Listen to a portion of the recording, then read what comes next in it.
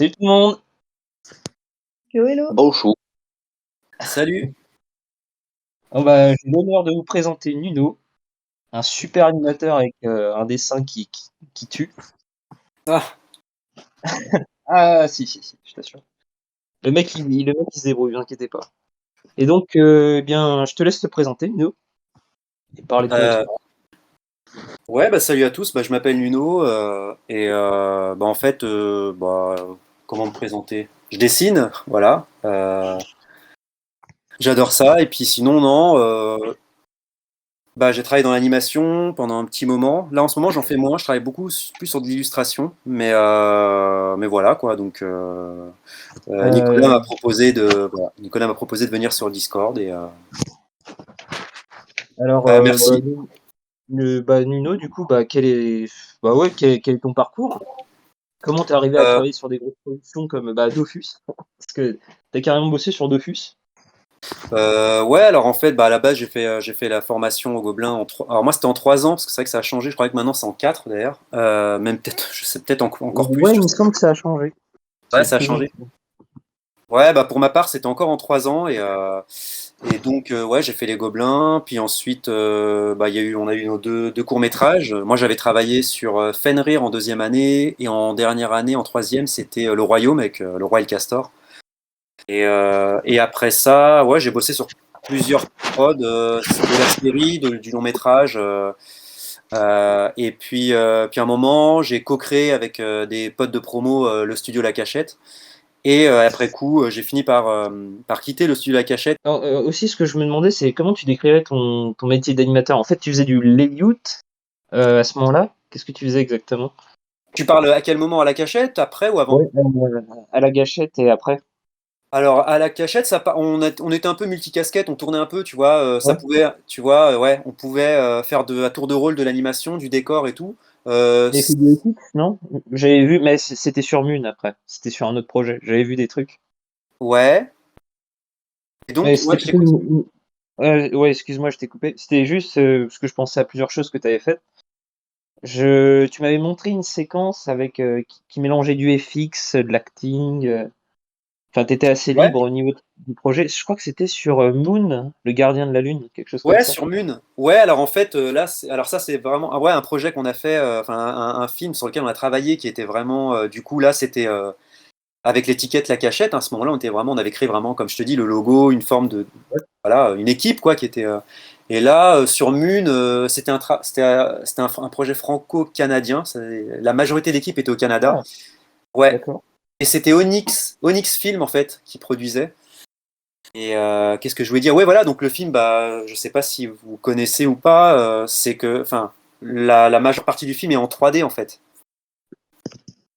Excepté, il y a quelques Il y a passages en quelques scènes en 2D qui 2D. sont. Ouais, ce film est magnifique. Désolée. Ah, c'est Ah cool. bah, n'hésite pas à intervenir. Attends, si tu veux intervenir, vas-y.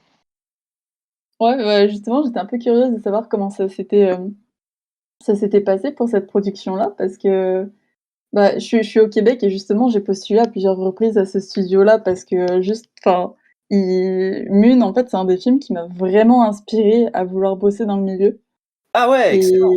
et du coup, je suis vraiment curieuse. Comment ça s'est passé, en fait? Enfin, cette partie de production, puis de travailler avec des studios à l'étranger, tout ça, Alors en fait, effectivement, alors moi je suis tout à fait d'accord avec toi. Alors moi j'ai pas travaillé sur la pré-prod en fait, mais j'ai pu voir effectivement, on nous transmettait tous les dossiers et tout ça, toutes les recherches. Et c'est vrai que c'est magnifique, hein, honnêtement. Je sais pas si tu as pu voir les recherches par exemple en amont. Oui, si. Ouais, Ah, voilà. j'ai creusé vraiment le sujet après, Ouais, ouais, hein, il y a vraiment des magnifiques illustrations, des recherches de personnages, c'est des Mmh. choses vraiment, ouais, c'est magnifique, hein, franchement, ils ont fait un travail incroyable. Puis après, c'est vrai qu'Alexandre a réuni beaucoup de personnes incroyables, comme aussi Aurélien Prédal aussi, qui est incroyable. Mmh. Il y a eu quoi? Il y a Alexis Lidl et tout ça. Bref, tout plein de personnes. Et puis après, pour la suite, en fait, ce qui s'est passé, c'est que Alexandre a eu l'idée, en fait, pendant le film, de créer une séquence de rêve où effectivement il s'est dit ce serait pas mal de jouer avec le vocabulaire graphique et d'utiliser un vocabulaire 2D au moment où les personnages sont dans un monde onirique. Et effectivement, c'est là qu'il s'est dit bon, ça serait cool. Et puis Et donc, il a pensé, en fait, il a pensé à nous, en fait, il nous a contactés et par le biais de Onyx Film. Et donc voilà, ça s'est fait comme ça. On a montré nos travaux, nos bandes démos, etc. Les différentes choses sur lesquelles on avait bossé ensemble ou voilà. Et effectivement, ça lui a plu. Et à partir de là, on a commencé à bosser voilà, eux, ils étaient au Québec. Parfois, ils venaient en France, ils faisaient des allers-retours. Mais il y a eu des moments, effectivement, des Skype où en fait, on montrait nos animations, nos rough animes par le biais de Skype et ils nous validaient à distance, quoi.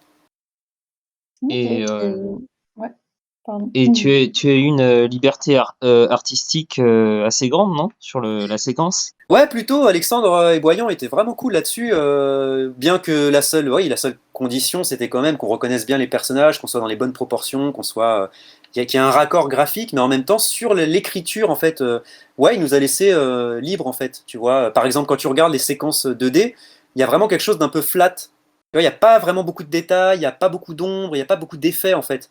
Il y a un travail après coup, mais ça reste assez soft. Et ça, c'est quelque chose qu'on lui avait proposé et qu'il a beaucoup aimé, par exemple. Ah oui, effectivement, il y a un style un peu flat. Ouais, tu vois, il n'y a pas beaucoup de travail de valeur, tu vois, il n'y a pas. D'ombrage, ouais, effectivement. Mais ouais, ça rend super bien. Bah, tu sais, bah voilà, hein, je vous apprends rien, mais c'est vrai que dans l'animation japonaise, il y a pas mal de projets comme ça qui ont joué cette carte-là. Je crois que. Comment ça s'appelle Ouais, One Piece, l'île au Oui, baron Matsuri, exactement, ouais. Par exemple, ouais. ressemble beaucoup à ce style, Ouais, en fait. Ouais, ça il y a a vraiment aussi, un cachet, quoi. il me semble qu'il y a Mamoru Hosoda aussi qui s'amuse à faire ce genre Ah bah de justement, lien, quand c'est lui Ouais, qui a supervisé ces films, en fait. ouais, c'est ça, ouais. ah! Ouais, Donc c'est exact. C'est ça, c'est-à-dire que tu vas mettre des ombres, tu peux en mettre, c'est juste que tu vas en mettre quand ça souligne quelque chose, tu vois, c'est ça. quand ça précise quelque chose et que ça vient apporter de la lisibilité. Je trouve ça vachement cool. Mmh. Et donc voilà, et puis à partir de là, on a bossé du coup donc les quatre, donc Ulysse, Julien, Oussama et moi, on travaillait, on faisait les animes avec les poses clés, avec des inters, on mettait voilà les éléments et la couleur était faite par une personne qui est venue nous aider. Et J'ai vu qu'il y avait eu... Ah, excuse-moi. vas-y. Euh, ouais, parce que depuis tout à l'heure, je vous coupe à chaque fois, tous les deux. Il y a Yann Le Gall qui avait bossé aussi sur les BG. Yann Le Gall, je crois, ouais, J'ai découvert tout à l'heure. C'est marrant. c'est une bonne. J'avoue, je sais pas. De mémoire comme ça, je me souviens pas. Je peux pas te dire. Je sais pas. Je sais pas sur les décors. Sur les décors comme ça, de que je me souvienne, il y avait Alexis Lidl, il y avait Rémi Salmon, Aurélien Prédal, et comme ça, de mémoire, j'en vois pas d'autres, mais il y en avait peut-être encore d'autres, ouais, peut-être, mais je sais pas. Je pourrais pas te confirmer ça. D'accord. Bon, bah, c'est cool. Ouais, Très carrément. intéressant. Donc ouais, bah, si vous avez des questions, n'hésitez pas, parce que j'avoue, Fait que tu disais que que tu faisais plus trop d'animation, que tu étais passée en illustration. Ouais. Comment ça s'est passé, en fait, cette transition? Enfin, qu'est-ce qui a fait que tu es partie plutôt, là-dessus, Alors en fait, ce qui se passe, c'est que bah, moi j'aime toujours l'animation, hein, c'est pas du tout le problème. C'est qu'en fait, ce qui s'est passé, donc moi, je crois que, en fait, je suis en train de réfléchir à lequel dernier long métrage sur lequel j'avais bossé, ça commence à dater. Mais je me demande si c'était pas Dofus d'ailleurs, je sais plus c'est lequel le dernier, peut-être pas Dofus, je sais plus. Mais à un moment, en fait, ce qui s'est passé, c'est que après, en tout cas, cette prod sur long métrage, en fait, bah déjà tu te rends compte que l'animation c'est très chronophage et surtout chronophage en énergie en fait. Mmh.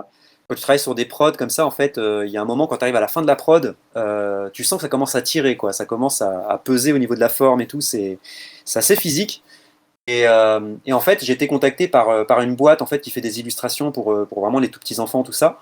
Et donc, j'ai beaucoup sympathisé avec eux. Je donne beaucoup d'importance en fait au côté relationnel dans les prods en fait. C'est-à-dire que je suis plutôt du genre, enfin, je préfère bosser sur des petites prods avec une équipe où ça se passe super bien plutôt que des grosses prods où tu vois ça se passe pas bien, où tout le monde se tire un peu, tu vois, ça me plaît pas quoi. Ouais, bah, en petit comité, en général, ça passe souvent un peu mieux en termes de courant ou Ouais, exactement, d'org exactement. d'organisation, tout ça. Ouais. Ouais, carrément. Alors, par exemple, sur des projets comme Dofus, par exemple, là, c'était une chance parce qu'on était plutôt en petit comité. C'est-à-dire que Mmh. la grosse équipe animation était à Roubaix, et puis il y avait une autre équipe à Paris, et on devait être même pas 10, tu vois, à Paris. Donc ça faisait qu'on avait comme ça, on était une petite équipe, on s'entendait tous super bien, donc c'était cool. Mais effectivement, comme tu le dis, peut-être que quand il y a beaucoup, beaucoup, beaucoup de monde, ça peut effectivement, parfois, hein, je dis pas tout le temps, mais parfois Mmh. ça peut. Mais en fait, pour te répondre, en fait, voilà, donc j'ai vu après une prod qui m'avait un peu fatigué. J'étais contacté donc par des gars avec qui j'avais déjà bossé par le passé, qui avaient aimé mon travail, qui m'ont proposé de travailler sur des livres pour enfants, mais qui étaient pour le coup amusants à faire, qui aussi, voilà, par rapport à travers l'équipe, bah voilà, j'ai trouvé super sympa. Mais en l'occurrence, justement, je suis carrément pas fermé à l'idée de rebosser en anime. D'ailleurs, pour pas te Mmh. mentir, c'est marrant, hein, mais au moment où les choses te rappellent, c'est-à-dire que le temps passant, enfin, ça commence à manquer aussi, quoi. Mmh, mmh mh. Bah, oui. Donc, Et il était question que tu travailles au Japon. disons que c'est quelque chose qui m'a toujours plu, bah, tout gamin. C'est-à-dire que je pense comme peut-être pas mal d'entre vous, enfin, il y a ce côté, voilà, ce rêve d'enfant, enfin, de vouloir bosser au Japon, tout ça. Alors, je l'ai pas concrétisé naturellement, Ouais. mais ouais, c'est-à-dire qu'il y a toujours ce truc, quoi, mais c'est un peu lointain, quoi. Tu vois, c'est pas quelque chose dans l'immédiat, quoi. Je me ferme pas de porte, mais ouais, voilà, quoi. Parce que vu que tu as bossé sur, pour Dofus et notamment sur le film, tu sais, Judith, le film Judith, Ouais. euh, tu sais comment bosser à la japonaise. Enfin, Oui, c'est ils vrai. t'ont Alors, montré enfin, t'as vraiment suivi le process japonais. Donc en fait, je pense que tu es déjà rodé pour, ne alors, serait-ce que bosser sur de la série, tu pourrais le faire en fait. Même, tu pourrais même aller sur des films d'animation et compagnie, hein. Parce que tu as un niveau solide de dessin. Parce qu'en fait, j'en ai parlé il y a quelques jours avec Mehdi Awishawi, d'accord. qui me parlait justement des mauvaises expériences qu'il avait eues au Japon et des bonnes aussi. Mais en termes de dessin, il disait que ce qui manquait énormément, parce qu'il y avait énormément avec la webgene d'animateurs qui se lançaient, c'était le niveau en dessin. Très D'accord. souvent, et c'est ça qui pêchait. Et vu que toi, tu as un dessin vraiment très solide et des très bonnes références, que tu as énormément étudié Otomo, Katsuhiro Otomo et compagnie, et Satoshi Kon, je pense que toi, tu n'aurais pas beaucoup de problèmes pour travailler pour l'industrie japonaise. Alors en fait, alors pour les références, c'est étonnant, mais justement, alors ouais, c'est carrément des références que j'aime beaucoup, mais il y en a d'autres que je pourrais te citer que j'aime énormément et peut-être même davantage. Moi, les artistes que j'aime le plus, c'est les dessinateurs du 19e siècle, les dessinateurs anglais du 19e siècle en fait. Des gens comme Charles Dana Gibson, c'est un mec Ah, je incroyable. connais pas. Ah bah si tu veux du dessin solide, là t'en as quoi. Je sais Charles pas, Dana Gibson, il est phénoménal. Ouais ouais, il dessine à la plume. n'hésite pas à partager ça dans le Discord. Si D'accord. tu as des refs. Ok. Ouais. N'hésite pas à le marquer dans le général, ne serait-ce que le nom. Après, si tu veux, on recherchera. Mais Ok. ouais, c'est intéressant. Ouais, donc Donc, carrément. Et 19e. je pense que c'est d'ailleurs un artiste que beaucoup d'auteurs japonais admirent, à mon avis, hein, parce que c'est quand même une pointure. Et puis, bref, en tout cas, tout ça pour dire que par rapport au process, comme tu dis, japonais, je pense que toute proportion gardée, enfin, il faudrait quand même que j'apprenne pas mal de choses, parce que effectivement, en Kama, ils se calent sur système, enfin, le fonctionnement japonais, mais il y a quand même des choses qu'on fait pas chez Ankama. Tu sais, par moi, je sais pas du tout comment utiliser, tu sais, ce système de couleurs qu'on voit dans les planches tu vois, de layout japonais, quoi. Il y a tout un truc. D'ailleurs, je vais intervenir parce qu'en ce moment, je travaille sur Wakfu D'accord. et Ah bah c'est des parfait. Gengas de Ankama, tu vois. Et comme tu le dis, il n'y a pas de remplissage couleur. C'est C'est vraiment juste des gros roughs avec parfois des traits rouges et bleus, tu vois, pour différencier certains éléments, mais c'est c'est comme si, oui, en effet, ils ne maîtrisent pas totalement la méthode japonaise. c'est ça. Tu vois, qu'on était. Alors, on faisait pas des trucs aussi rough. Enfin, moi, j'ai tendance à plutôt. J'aime pas laisser Oh. un travail dégueulasse à ceux qui viennent après. Donc, j'essaie au moins d'être dans un tie down, tu vois, mais pas être dans un rough dégueu. Euh, et Je en pense que fait, c'est pas tous les cas, hein, mais ouais, ça peut voilà. arriver. On a une équipe qui doit mettre au modèle, tu vois. Ah oui, d'accord. Ah oui, à ce point-là, ça dépend des artistes. Et Ah, d'ailleurs, le timesheet est inexistant. ouais. Ouais. Exactement. Ouais. Bon, en plus, c'est pas une timesheet. Non, on n'en a pas. Ah ouais, Parfois, on a d'accord. des petites, tu vois, les indications de Morty qu'ils souhaitent avoir, mais c'est très vite délaissé pour qu'on puisse le refaire à notre façon, parce qu'on n'a pas de timesheet. Ouais. D'accord. D'accord. C'est Comment vous gérez le temps finalement? Enfin, du coup, le temps de ces séquences parce que ah ben, on se réadapte la scène. Ou parfois, quand c'est des qui animent de Sakuga, ah ben, déjà on le fait clean avec toutes les pauses clés qu'ils nous donnent parce que ils font quasiment toutes les frames. Il y a quelques inters qui font pas et qui te l'indiquent. Et c'est à toi de le faire. Tu vois. ah ouais. Mmh. Enfin, c'est à moi de le faire parce que j'en fais beaucoup. D'accord. Ouais, donc c'est pas la même chose. Hein, Et c'est pour ça que je le précisais, hein, tu vois, comme quoi, c'est exactement je ça. confirme. Voilà, c'est pas voilà, c'est pour ça que je précise que moi, non, j'aurais beaucoup à apprendre encore si je devais. Je m'adapterais, il n'y a pas de souci, mais il faudra encore que j'apprenne parce que pour moi, effectivement, Okama, c'est comme tu le dis, Claude, c'est très limité dans le. C'est pas exactement comme au Japon, mais par exemple, mais par contre, c'est marrant parce qu'ils utilisent des termes japonais, comme par exemple, effectivement, Oui, Genga. Moi, j'étais Jenga, Genga, par exemple, sur la prod, tout à fait. voilà, sur Dofus, mais pour le reste, effectivement, ouais, c'est. Kuchipaku aussi. Pardon? Kuchipaku. Kuchipaku, c'est pour les voix. Ah, pour les voix, d'accord, bah tu vois, je savais pas. Ah Donc, ouais. D'ailleurs, je vais aussi rajouter que ça fait très français, cette méthode de vouloir faire le plus de frames possible pour être sûr que les inters comprennent l'intention de l'animation. Tandis qu'au Japon, ils en font beaucoup moins pour justement enlever du travail aux gens qui viennent derrière pour faire le clean, comme les directeurs puis les inters. hmm. C'est une méthode très française de vouloir le faire le plus de frames possible. D'accord, c'est Donc intéressant ça, comme. ce serait un truc que les Japonais diront, faut pas faire ça. D'accord, ok. Mm. Oui, oui, parce que enfin, ouais, voilà, si t'es embauché comme Ganga, que tu perds, entre guillemets, tu perds du temps alors que t'es censé poser les clés et que voilà, que tu mâches tout ça, que tu perds du temps sur d'autres clés que tu pourrais éventuellement faire entre temps, ça va pas leur plaire, quoi. Alors, ce qui s'appelait pas, c'est pas tant que tu perds du temps, mais tu fais perdre du temps aux autres aussi. Les gens qui viennent cleaner derrière, eux, ils ont plus d'images à travailler. C'est pour ça que les timesheets seraient pratiques dans ce contexte, puisque ça aide beaucoup à faire les inters, à avoir moins de dessins à faire. Mais Hmm. bon, ça se fait pas ici. Ah ouais, d'accord. Bah, il y avait des gars, alors ce qu'ils faisaient, c'est qu'ils indiquaient les inter, enfin le spacing, enfin ils les mettaient, tu sais, sous forme Oui, de réglettes ils font. sur le côté, ils faisaient un C'est ça. ouais, voilà. Exactement, c'est ça. Mais c'est vite délaissé parfois. Ouais, effectivement, tout C'est le monde. dire si notre équipe, parfois, s'en rend même pas compte que ça existe. Ah oui, d'accord, ok. Ah oui, à ce point-là. Et toi, là, tu bosses donc sur Wakfu. Est-ce que t'avais bossé sur long métrage aussi ou pas du tout? Sur le Dofus, Ouais, sur Dofus. en fait, c'est ma toute première prod. J'ai commencé l'année passée, donc je n'ai pas commencé sur Dofus, non. Ah ok, non, parce qu'on aurait pu, J'ai l'impression que c'est une méthode très différente. Est-ce que les cleans ont été faites sur Animate? Non, je crois qu'ils ont été faits sur Flash pour Dofus, je crois. Oui, ben, Animate, Flash, Ah c'est d'accord, un ok. peu la même chose. La même chose? Ok. Ah, bah, Mais ouais. les Genga, eux, ils étaient faits sur des programmes plus euh, Et comment t'appellerais ça? Plus dessin, genre Clip Studio ou TV Paint, peut-être? c'était TV Paint, ouais, les Genga, ouais. TV Paint, ok, c'est ça. Ah ben, c'est encore le cas. D'accord, ok, donc ok. Du coup, bah, j'imagine que sur la prod, là, sur Wakfu, il doit y avoir par exemple Sonia de Michelis, non? Ah ben, moi, je connais pas le nom des Genga Alors, artistes. en fait, Sonia, Ou- c'est une designeuse, en fait. Ah, C'est pour ça, ouais, non, c'est au j'ai cas pas où. encore eu son nom, non. D'accord. Il y a le chef anime, c'est le gars qui s'occupe. Comment il s'appelle déjà? T'as-tu un nom? Alexis, peut-être? Alex? Alexis, non. Alors, sur le long métrage, c'était Yoshimichi Tamura. Ah ouais, non, c'est pas du tout la même chose. Ouais, c'est la même chose. Alexis, je vois pas. Alexis, je connais pas d'Alexis, du coup, Ah, ouais. c'est drôle, j'ai eu un blanc de mémoire, je me rappelle plus de son nom.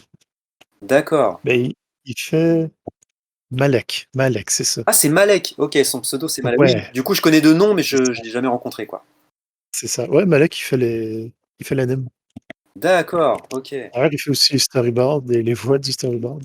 Oh putain, oui, d'accord. Ah, il est impliqué, hein. Ouais. Ah ouais, carrément. Ah, excellent. Et du coup, Très ouvert. tu bosses à distance alors? Non, moi, je suis à Montréal. C'est tout le studio qui fait les cleans qui travaille à distance. D'accord, Parce qu'on fait toutes les inters puis les cleans à Montréal. d'accord. Toute une prod. On est rendu au 5e épisode. 5e épisode, c'est quelle saison là, en ce moment? 4. Saison 4. Ok, ok, saison 4. Ah yes, cool. Ouais, peut-être dans 2 ans. D'accord. Bah, faudrait peut-être que j'aille faire un tour dans les studios, dans les locaux à Paris, justement, s'ils les ont toujours, là, dans Kama. À l'époque, il y Oui, avait... oui, parce qu'ils cherchent encore du monde. D'ailleurs, il y a un Dorian Coulon ici qui probablement va travailler les FX parce qu'il nous en manque. D'accord, ok. Il n'y a pas, Ouais. dans les FX, il n'y a pas quelqu'un qui s'appelle Causal? Ah, ça me dit rien. Ça te dit rien non plus, Comme je te Causal? dis, on a très peu de noms qui viennent. D'accord. Ouais, parce que en plus, c'est des noms de personnes qui, même à l'époque où moi j'avais bossé pour Ankama, c'était des gens qui étaient chez Ankama déjà depuis des années et des années, en fait. Déjà à l'époque, en fait. Ah oui, ok. C'est pour ça que je te sors ces noms-là, c'est que c'est vraiment des noms, j'ai envie de dire un peu pas iconiques, mais tu vois, des personnes vraiment qui étaient très, très rattachées à Ankama pendant longtemps, quoi. Ouais, mais je suis sûr qu'ils sont encore là. Ça se peut. D'accord, ouais. Parce que Causal, en fait, c'est celui qui faisait les effets spéciaux, justement, qui était un peu le lead sur les effets spéciaux à l'époque. Ah, intéressant. Ouais, c'est pour ça, donc. On n'a pas encore reçu des shots finaux là, avec les FX parce qu'en ce moment, on fait tous les charactings, mais après, c'est eux qui s'occupent des FX et du compositing derrière. D'accord, ok. Mais ça envoie du lourd, je pense. Ah ouais, non, mais ouais, ils se font plaisir en Kama, je vois ça à chaque fois, même à l'époque, je me souviens, chacun dans son département essaie de se faire plaisir, quoi. Oui. Comme je t'ai dit, je suis au studio. Là. Ah, ok. Tu Tu peux t'es vous engueulé? entendre. C'est ça. Bah, il y a une autre personne du Discord qui bosse pour Wakfu aussi, mais elle a pas pu venir, malheureusement. Ah, d'accord. C'est qui d'ailleurs? C'est Cyril, qui fait du compo. Ah, du compo. Ah, donc, elle doit se plaindre souvent de nos layers. Non, il m'en a pas parlé. Non, mais là, actuellement, il est en vacances, donc il a 2 semaines. Ah, ok, Ah, d'accord. tiens, mais je lui posais la question, pourquoi il devrait souffrir, il lui rend du mauvais. Enfin, qu'est-ce qui se passe? Ah, ben, on apprend. C'est que des nouveaux, en fait, dans cette Bah, prod. il faut Il que y a jeunesse juste. se fasse. C'est ça. Je vais lui dire, eh oh, Cyril, tu vas pas les juger. On a une ancienne. Elle s'appelle Claudia Solis. Ah, Et je connais pas. elle a déjà fait la saison 3, je pense. D'accord. Mais donc tu m'as dit qu'il faisait les FX? Il fait juste les FX? Tu parles à qui? Allô? Ah, ça a coupé. Ah voilà. Ouais. Ouais, tu me demandais? Excuse-moi. Ouais, parce que non, tu demandais les FX, je sais pas à qui tu parlais, Ah, c'est pour ça. ah oui, à Claude, je demandais pour Dorian. Il fait tous les FX, c'est ça? Il fait juste les FX, c'est ça? Rien. Ah, je sais pas. Vite, vite, il disait qu'il ferait des FX parce que spécialise là-dedans. Donc, Ah d'accord. mais c'est Ok. parce que j'ai vu des recherches des gens en Kama qui recherchaient des gens pour faire notamment des FX. Ah d'accord. Ok. Bon, en tout cas, j'ai hâte de voir la saison qui va sortir. Ça va sortir quand d'ailleurs? Comme je dis, ça peut prendre 2 ans. Le temps qu'ils fassent les FX puis le compositing. Je plains les gens qui sont au compo. C'est toujours en bout de chaîne, apparemment, ceux qui souffrent le plus. Ils ont prévu combien d'épisodes pour la saison 4? Euh, 15, 15. dont 2 spéciales. D'accord, ok. Oh. C'est vrai qu'ils On avaient a eu déjà un fait. financement participatif et qu'ils avaient explosé les scores. Et on l'a fini cet épisode, c'est le tout premier qu'on a commencé. Hmm. Ok.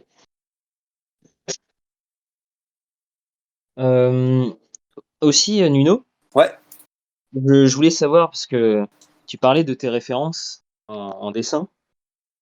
ouais. Est-ce que tu as étudié Michel Lauricella J'ai en un, morpho? J'ai un livre de Michel Lauricella. En fait, je l'ai pas étudié spécialement. Alors oui, étudié, c'est un grand mot, mais c'est-à-dire que j'essaie de croiser en fait les différentes sources. C'est-à-dire que Michel Lauricella, j'aime bien, mais il y a des choses où il est pas aussi précis que d'autres. Donc en fait, je croise, si tu veux. Par exemple, Michel Lauricella, j'aime Ouais, bien. je comprends. Ouais, ce que j'aime bien chez Michel Lauricella, c'est sa notion de comment il gère les volumes, tu vois, comment. Synthétise. De quoi?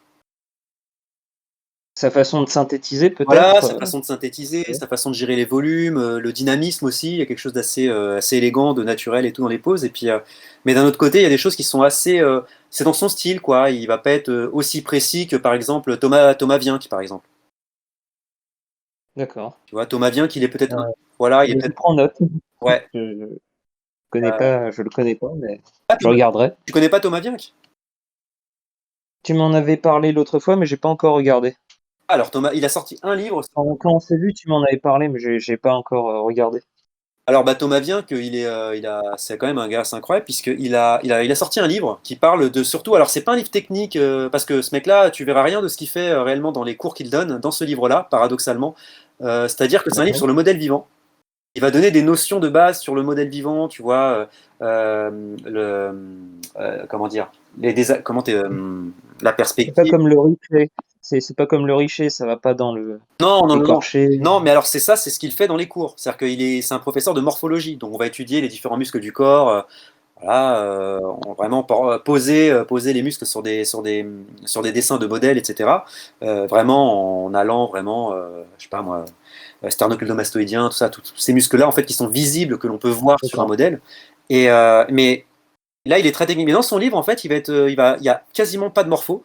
C'est vraiment plus des notions, tu vois, le centre de gravité, des choses comme ça. Il va t'expliquer, tu vois, comment installer un modèle pour qu'il tienne bien la route, etc.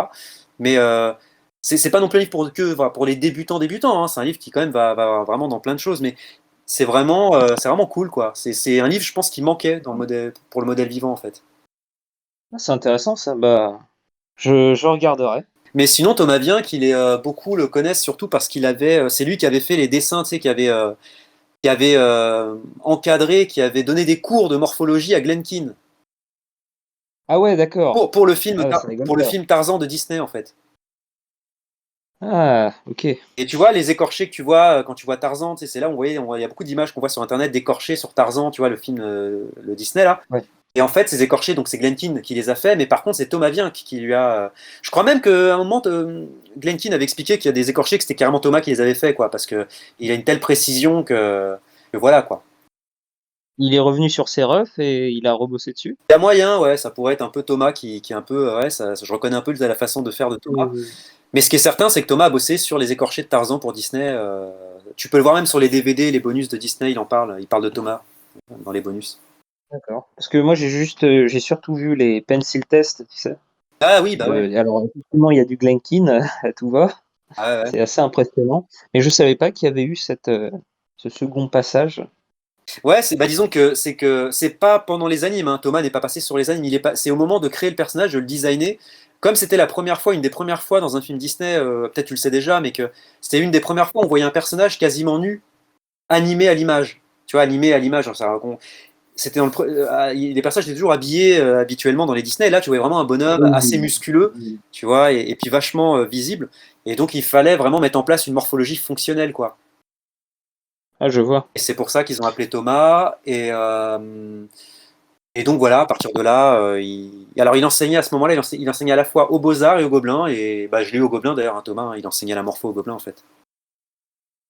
Super. Ouais, c'est vraiment un gars incroyable. Ça devait être incroyable, les cours de morpho. Ouais, carrément, ouais, ouais, c'est vraiment top, hein. Franchement, Thomas, il est carré. Faut le voir faire en fait pour constater enfin, il est incroyable quoi. Vraiment à main levée comme ça, à la craie, il va te dessiner un squelette exact, puis par-dessus, il va poser muscle par muscle jusqu'à la peau quoi. Ouais. Oui, je vois ce genre de machine humaine Ouais, ouais. effrayante. Tu connais Kim Jong-gi, le coréen, Moi, tu parles de le moi? dessinateur Tu coréen? parles là. Ouais. Oui, oui, carrément, ouais, Kim Jong-il, ouais, carrément. Bah, je l'ai vu à Paris en train de faire un dessin en live. Il ne fait aucun trait de construction, aucune perspective. C'est juste. Ouais, C'est c'est ça. incroyable. Alors, par exemple, tu vois, Kim Jong-gi, je l'ai connu avant de rentrer au Gobelin, donc c'est Emeric, un gars de ma promo qui m'avait fait connaître. On Ouais, devait être en 2008 par là, et ouais. t'as Emeric qui me dit, mec, tu connais ce gars-là et tout. Il m'envoie comme ça un site internet un peu obscur, enfin vraiment à cette époque-là, il n'était pas du tout connu comme maintenant, quoi. Et il me dit, va voir et tout, et je vois ça, et je vois qu'en fait, ce qui m'avait beaucoup surpris à l'époque, c'était la productivité, en fait. Il postait des paquets de dessins toutes les semaines, c'était incroyable. Ah, il dessine tout le temps. Il dessine tout le C'est temps. Il a ça, tout le temps un carnet avec lui. c'est Ouais. ça. Et si Tu peux tu même acheter ses carnets. Tu peux acheter les tomes de ses carnets, en fait. C'est ça, c'est ça. Mais si tu veux, je te parle de ça, c'est surtout pour t'amener un fait. Et si je te parle du fait qu'il n'était pas connu, c'est que c'est surtout pour dire que j'ai récupéré, à ce moment-là, je récupérais des images sur mon disque dur, et j'ai récupéré des images que tu ne trouves plus vraiment sur Internet maintenant. Je crois qu'il a dû les enlever, ou alors elles sont vraiment enfouies vraiment dans les archives et tout. Mais c'est étonnant Ça moi je te m'intéresse. disais, c'est des images où en fait, bah, c'est des dessins au crayon, et donc, Ouais. bah non, il dessine plus au crayon, il est directement à l'encre. Et donc, ce sont des dessins au crayon avec plein de constructions, et même parfois avec des problèmes de perspective, des trucs comme ça en fait. D'accord. Et c'est ce que je trouve vachement admirable en fait, c'est de voir le parcours. Parce que tu vois, on peut souvent dire ouais, ce gars-là, il est incroyable, c'est un génie, il a un cerveau juste hors norme et tout. Mais en fait non, Il a le compas dans l'œil. c'est quelqu'un qui bosse énormément en fait. Il est impressionnant, il Ah, bosse. c'est un bourreau de travail. Ouais. C'est un C'est un beau, staccanoviste, le gars. c'est ça, c'est ça. Et de le voir autant bosser, de voir d'où il est parti et puis d'où il est arrivé, c'est impressionnant. Il est impressionnant. Ah, je veux bien te croire, ouais. Je voulais aussi savoir quelque chose, Nuno. Est-ce que tu as étudié un peu les écorchés de Delavier? Alors oui, carrément. En fait, enfin, quand j'étais au Je les ai découverts récemment, c'est vraiment impressionnant. ouais, alors si tu veux effectivement de la précision pour les écorcher, tout ça, c'est ce qu'il y a de mieux, hein. C'est ce qu'il y a de mieux, c'est ce que tu conseilles Alors c'est en priorité? alors maintenant je suis que la passerelle, mais enfin je suis vraiment mais c'est les paroles de Thomas Vienck là que je te transmets. Ouais. C'est-à-dire que en fait, avant de rentrer au Gobelin, j'avais été aux portes ouvertes pour voir un peu l'école, tout ça, je connaissais pas vraiment bien et tout, et j'avais vu à ce moment-là, il y avait tout au fond du couloir, tu avais une salle avec des écorchés dessinés sur un tableau, tout ça, bah, ça m'avait fasciné. Puis là, je vois un gars assis et je vois Thomas Vienck qui écrit, je vois que c'est le professeur. Et je me dirige vers lui, et comme je voulais tenter le concours, je voulais me former, apprendre la morpho de mon côté un peu avant. Et je lui demande en fait à ce professeur, voilà, qu'est-ce que je pourrais acheter comme livre de référence. Et il me dit Guide de musculation de Frédéric Delavier. Et je dis mais c'est un livre de Ok. sport. Et il me dit oui, oui, c'est un livre de sport, mais c'est ce qu'il y a de mieux pour apprendre la morpho. Ok. On m'en a parlé de Delavier. Il y a Ouais, une autre personne du Discord qui m'en parlait aussi. Mais effectivement, il n'est pas forcément connu, mais apparemment ça tabasse. Enfin, ce que j'ai vu en tout cas, c'est impressionnant. ouais, c'est très précis en fait. Si tu veux, c'est presque médical. Enfin, tu vois, il est vraiment, au moins c'est très précis, c'est très juste. Et c'est ça je pense qu'au moins pour Ça m'a rappelé le Richet en fait. oui, oui, voilà, on est Mais plus dans ces, oui, on est plus proche du Richer par exemple que d'un Loricet là par exemple. c'est ça. Il y en a un, c'est plus artistique, c'est plus morpho, l'autre, C'est c'est ça. Ouais. plus cadré. Mais c'est passionnant les deux. De croiser les deux en tout cas, comme tu dis. C'est ça, et puis comme Delavier, comme il dessine des personnages en mouvement, c'est intéressant aussi, puisque c'est pas des personnages statiques, c'est pas comme parfois on peut voir dans des livres de morpho, des personnages qui se tiennent debout, raides, tout ça. Là, il y a des personnages en mouvement, avec des perspectives, avec des raccourcis, tout ça, et au moins ça te permet d'avoir une vision, tu vois, en 3D, quoi. Ouais, tout à fait. Enfin voilà. Je crois qu'on a fait le tour de la morpho, à part si tu nous conseillerais un autre artiste. Non, je pense qu'en plus, t'as un peu fait le tour, en tout cas des francophones, je pense qu'on a un peu fait le tour de ceux qui sont les plus, je dirais, les plus solides, les plus connus, que je connaisse moi en tout cas. Effectivement, Thomas Vienck, Frédéric Delavier et Loricella, Michel Loricella. C'est un peu les trois. Je pense que là, si tu as ces trois-là, que tu croises les trois, là, tu as de quoi faire, hein, Ouais, je pense ouais. aussi. Simplement, il Mais en manque. fait, je voulais en parler parce que dans l'animation, notamment pour le dessin pur, c'est super important. Enfin, en tout cas, c'est ce que me disait. Ouais, parce que j'ai eu la chance d'avoir Michel Lauricella en prof. Ah, yes, ouais. Mais après, je crois qu'il est plus professeur à l'ISA. Eddie l'a eu aussi. Eddie Meong l'a eu en prof D'accord. et il insistait vraiment sur, l'importance de la morpho pour l'animation et même les profs d'animation, soulignaient l'importance d'aller à ces cours de dessin nu et de croquer les poses, sur le vif pour avoir, les lignes de force et compagnie et c'était vraiment important.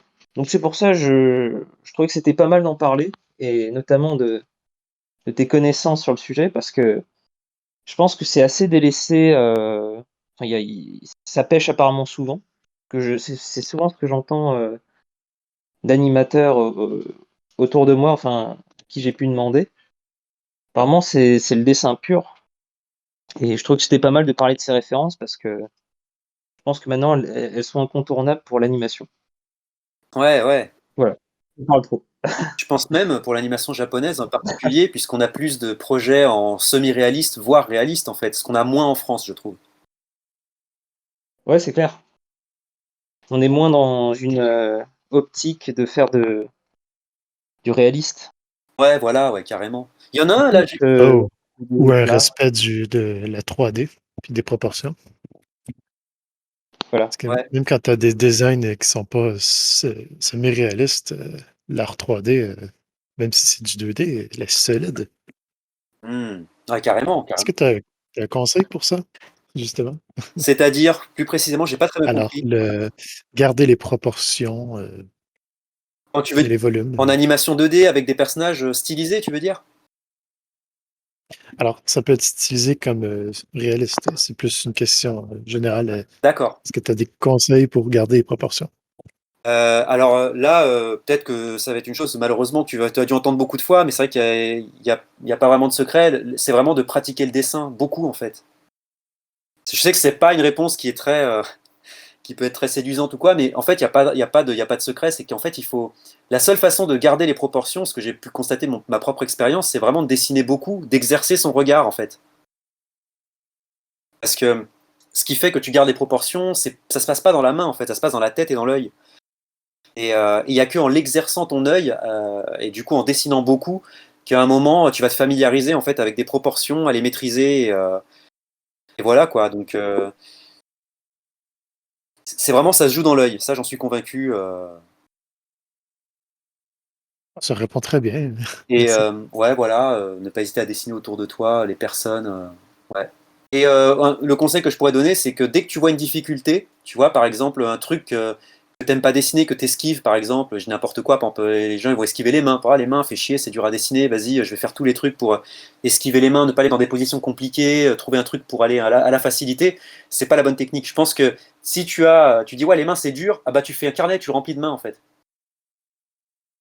Les premières vont être dégueulasses et tu vas être énervé, tu vas dire mais c'est pas possible, non vas-y j'arrête et tout. Non, non, non, non, il va falloir forcer parce que quand tu vas prendre ton carnet, tu vas voir les premières mains et les dernières, là tu vas être content d'avoir accompli tout ça quoi.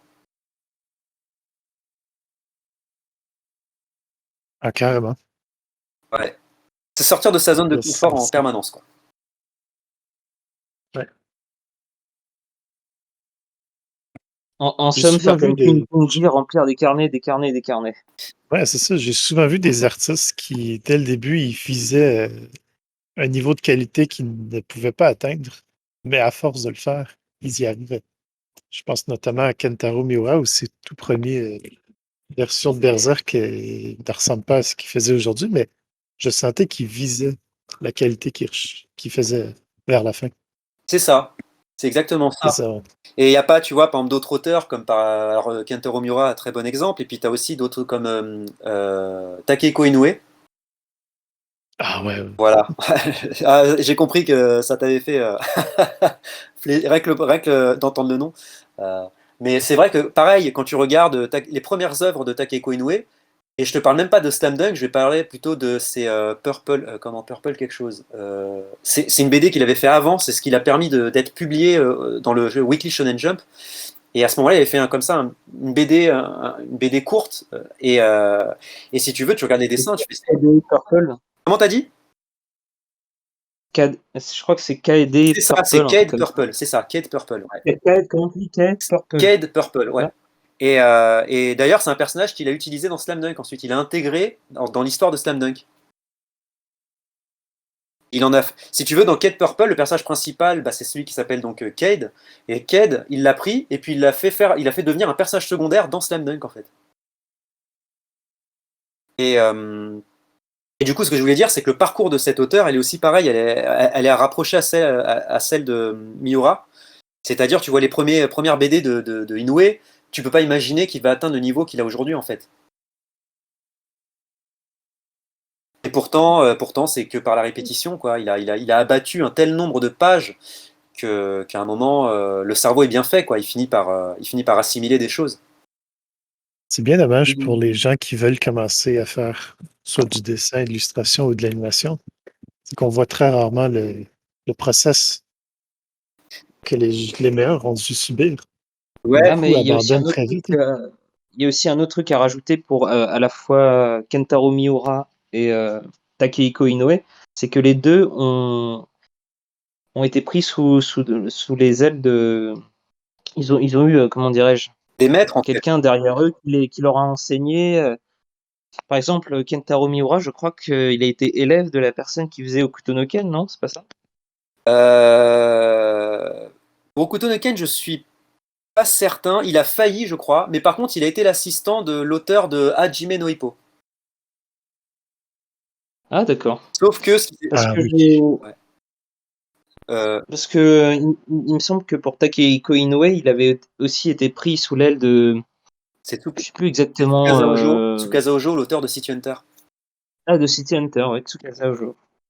Ouais, ils ont eu des mentors. Donc, il y a Les aussi un maîtres, enseignement, il y a aussi un enseignement de maître à élève. C'est ça. Alors, pour être assez transparent sur ça, c'est parce que j'ai aussi des amis autour de moi. Il y en a plein qui me demandent en fait des conseils par rapport au dessin et aussi des conseils d'artistes ou des tips aussi, tu vois, pour comment progresser, tout ça. Et c'est vrai qu'à chaque fois, la réponse que j'ai, elle est un peu décevante de leur côté. C'est qu'il faut pratiquer. Ça paraît con, mais il y a ça. Et l'autre aspect, c'est vrai que ça, peut-être on en parle moins. C'est vrai, on va te dire faut pratiquer beaucoup. Mais c'est vrai qu'il n'y a pas que ça, il faut être assez honnête. Il y a aussi une forme de méthode. Il y a une méthode à avoir aussi.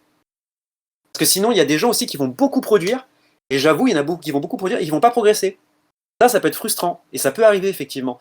Donc c'est l'association de beaucoup de productions, mais associée à une vraie méthodologie aussi. En gros, il faut avoir une vraie intelligence aussi dans ta façon de structurer en fait, comment tu veux, quels sont tes objectifs, vers où tu veux aller, etc., etc. Faut mélanger les deux, c'est vrai. Voilà, je trouvais que c'était effectivement à souligner qu'il y ait beaucoup de mangaka qui sont très motivés, qui ont la niaque, qui dessinent énormément, mais qui sont aussi aiguillés par un senpai. Ouais. Enfin, voilà, c'était juste pour parler de ça. Il me semble vaguement que changer de médium aussi, ça aide. C'est-à-dire la peinture. Tout à fait d'accord. Je suis tout à fait d'accord avec Ok. toi. Ouais, carrément. Ah bah, ça me rappelle le Par fait exemple, d'être passé à la 3D avec les caméras pour l'histoire des focales, tu sais. On avait parlé, tu te souviens, Nino? Je m'en rappelle plus. Ouais, en gros, ouais, je t'avais dit que quand j'étais passé à la 3D, il y avait quelque chose que me rabâchait mon directeur artistique et qui est devenu hyper important après. C'était l'emploi en fait de la focale pour l'image. Et c'était un truc que j'avais mis que je connaissais très peu en fait. Et c'est en changeant de médium que j'ai appris plein de trucs à ce niveau-là, par exemple. Les réalisateurs et les layoutmen japonais jouent beaucoup avec la focale. Je pense que tu dois le savoir déjà. Ouais. Voilà, quand ils réalisent les layouts, ils sont. Mais eux, par exemple, alors c'est pareil, c'est la même dynamique si tu veux. C'est grâce, et comme dit Claude en fait, c'est en allant vers d'autres choses. C'est-à-dire que les Japonais, c'est plutôt à travers la photographie qu'ils vont assimiler, tu vois, des principes de focale en fait. Et ensuite, ils vont l'insuffler dans leur layout en fait. Je vois. Et, mais je suis tout à fait d'accord avec ce que dit Claude, c'est ça, c'est qu'il ne faut pas hésiter encore une fois, toujours cette règle, c'est cette association de beaucoup produire, être méthodologique, avoir une vraie méthode solide et sortir de sa zone de confort. Et comme dit Claude, en fait, faire de la peinture, par exemple, pour quelqu'un qui ne fait que des lignes, c'est très perturbant en fait. Mais tu sors de ta zone de confort et quand tu reviens au dessin, t'es métamorphosé en fait, nécessairement, et tu apportes quelque chose en plus à ton dessin. Et je dis ça parce que j'ai vraiment pratiqué la peinture pendant plusieurs années. Et pareil, hein, moi j'arrive, à la base je suis plutôt à dessiner voilà, des lignes. Et quand tu arrives devant un tableau, voilà, que c'est autre chose, c'est une autre démarche, bah, c'est d'autres zones de ton cerveau qui sont activées. Et au début c'est frustrant, c'est sûr, mais petit à petit tu finis par t'habituer, par apprendre. Et en fait à un moment, bah, tu deviens, voilà, tu es à l'aise, et petit à petit voilà, tu prends un plaisir incroyable. Et quand tu reviens au dessin, bah ouais, c'est super, hein, ça fait vraiment du bien, quoi. C'est un vrai plaisir. C'est comme si tu agrandissais ton terrain de jeu, quoi. J'ai une anecdote pour ça. T'as l'auteur de One Punch Man, mais c'est-à-dire le remake. Oui. Ouais. Lui, il disait qu'à un moment donné, lorsqu'il faisait One Punch Man, il a fait une pause pour aller faire de l'animation. Il n'a jamais fait ça avant. Ah oui, Il a dit que ça allait énormément aider. exactement, je me rappelle de ça, j'ai entendu aussi ça. Oui, hein, c'est intéressant. Moi, pour ma part, j'ai fait de l'animation, du storyboard, j'ai fait de la peinture éventuellement, modèle vivant. Et ça, c'est énormément, ça aide énormément à vraiment pousser ton talent parce que un artiste, ça doit aussi être quelqu'un qui est adaptable à n'importe quel projet. Exactement, C'est bien de se spécialiser. Mais il faut rester ouvert. carrément. Je suis carrément d'accord avec toi. D'ailleurs, j'ai aussi un autre truc pour s'améliorer. Et ça, c'est peut-être un truc qui. Ben, c'est ce qui m'a affecté, c'est que quand je dessine quelque chose qui a une intention, voire même une histoire derrière, mon dessin s'améliore beaucoup plus parce que je sors de ma zone de confort et je dois faire des choses que je n'ai jamais faites auparavant. Hmm. En comparé de plusieurs artistes qui arrivent sur une page blanche, ne savent pas quoi faire et souvent se rabattent sur le même genre d'illustration. Ouais, ouais, je vois ce que tu veux dire. Ouais. Et Alors Nuno, j'ai une. Ah, excuse-moi, je t'ai coupé parce que t'allais embrayer. non, non, non, vas-y, c'est bon, t'inquiète. Bah, c'est juste pour te parler aussi d'autres choses dans le dessin. Qu'est-ce que tu penses des artistes qui utilisent des miroirs pour voir leurs erreurs? Parce que ça, c'est un truc que j'ai appris assez tard Ah, ok. et je trouve ça vachement pratique d'utiliser les miroirs. Tu vois tout de suite les erreurs de perspective et tout. Est-ce que toi, tu l'utilises dans tes Ah dessins? oui, carrément que j'utilise, ouais. Ah ouais, carrément. C'est un truc, par exemple, quand j'ai bossé dans certains studios, enfin certains, non, je suis pas non plus bossé dans beaucoup de studios, mais c'est un truc que je voyais pas souvent. Alors, J'en voyais, c'est certain, je voyais le lead animateur sur Joseph qui utilisait un miroir, mais je trouvais que ça, je sais pas, c'est hyper pratique en fait. moi, je me rappelle, je peux même citer la source, je l'avais découvert dans un livre, c'est L'apprenti mangaka de Akira Toriyama, qui est sorti en France dans les années 90. C'est un petit livre qui t'explique comment apprendre à dessiner le manga, tout ça. Et il en parlait dedans. C'est la première fois, moi, gamin, je vois ce truc-là, je fais, waouh, c'est quoi ce truc? Il expliquait que soit tu prends ton dessin, tu le regardes dans un miroir, soit tu le prends, tu le mets contre la fenêtre et tu le retournes, en fait. Et tu verras les erreurs, quoi. Et je vois ça, je fais, mais c'est pas possible et tout. J'essaye, et là, je me dis, mais c'est quoi ce truc? C'est incroyable. Et je voyais mon dessin tout bancal, je dis, ah, mais qu'est-ce que c'est que ce truc? C'est génial. Et du coup, voilà. Et moi, effectivement, ouais, j'utilise beaucoup en anime. Et moi, c'est vrai que j'ai pas regardé autour de moi si les gens l'utilisaient, mais par exemple, moi, sur Dofus, tu vois, quand je faisais mes animes, quand je posais mes. Alors, je le fais pas sur tout, mais sur mes poses clés, en fait. Parce que tu vois, flopper toute l'image, tu vois, l'inverser, quoi, comme dans un miroir, à un moment, c'est infernal. Mais par contre, si tu le fais sur tes poses clés, j'ai remarqué que ça marchait bien. Tu fais toutes tes poses clés, tu floppes toutes tes poses clés, donc tu les réalises. Et puis là, tu vois, en fait, si tes poses clés fonctionnent dans les deux sens. Si elles sont pas bancales, si ça tient dans la paire, si le centre de gravité tient toujours la route. Et donc, si tes poses clés fonctionnent, bah, ton anime fonctionne. Mais j'invite à flopper ton image au niveau des poses clés, en fait. Hmm. Ouais, je pense que ça, c'est un bon conseil. Ouais, tu fais une symétrie axe horizontale, en fait. Ça marche très bien, hein, c'est pareil. Parce que c'est un truc qui peut sembler tout con, mais je te dis, quand j'avais parlé avec le lead animateur sur Joseph, quand j'étais sur Angoulême, Ouais. bah justement, c'est ce qu'il faisait.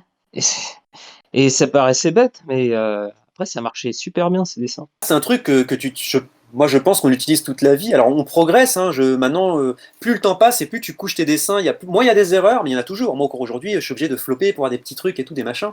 Mais et même ne serait-ce que pour contrôler, pour bien voir s'il n'y a pas des soucis. Mais au moins, bah tu vois, ce que disait Claude, en fait, bah ça c'est une bonne chose, une bonne façon d'améliorer ton regard. Tiens, c'est vrai que bah, grâce à toi, Nicolas, ça par exemple, j'avoue, à ne pas sous-estimer quand tu fais un dessin, retourne-le immédiatement, tu vois, retourne-le dès que, voilà, comme dans un miroir. Et ça, ton œil, il va s'habituer en fait à voir les erreurs en fait. Ouais. Et Ouais, je pense que ouais, c'est pas mal comme exercice.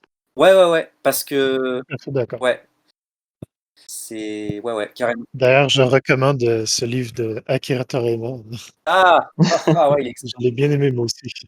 Ouais, avec beaucoup d'humour et tout.